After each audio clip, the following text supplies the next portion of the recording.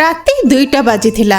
ଦିଜଣ ସାଙ୍ଗ କଥାବାର୍ତ୍ତା ହୋଇ ଏକ ସୁନସାନ ରାସ୍ତା ଦେଇ ଗାଡ଼ିରେ ଯାଉଥିଲେ।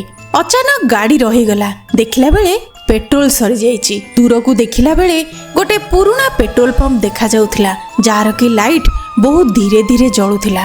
ଡରି ଡରି ସେମାନେ ପେଟ୍ରୋଲ ଭରିବା ପାଇଁ ସେଇ ପାଖକୁ ଗଲେ। ସେଠି କାମ କରୁଥିବା ଲୋକ ଜଣେ ପଚାରିଲା, ଯେ ଭାଇ କେତେ ଟଙ୍କାର ପେଟ୍ରୋଲ ଭରିବି? କିନ୍ତୁ ତାର ମୁହଁ ବିଲକୁଲ ବି ଦେଖାଯାଉନଥିଲା।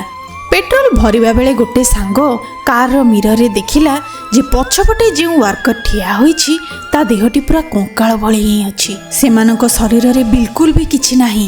ଏହାକୁ ଦେଖି ଦୁଇଜଣ ସାଙ୍ଗ ଡରରେ କାରରୁ ବାହାରି ଦୌଡ଼ିବାକୁ ଲାଗିଲେ। କିନ୍ତୁ ଚାରିଆଡ଼ ପୁରା ଧୂଆଁ ଧୂଆଁ ହୋଇଗଲା ଏବଂ ସେହି ଧୂଆଁରେ ସେମାନେ ବି ଗାୟବ ହୋଇଗଲେ। ତା ପରଦିନ ସକାଳେ ଦେଖିଲା ବେଳେ ପେଟ୍ରୋଲ ପମ୍ପରେ ସେମାନଙ୍କର କାର ଥିଲା, କିନ୍ତୁ ଦୁଇଜଣ ସାଙ୍ଗ ଗାୟବ।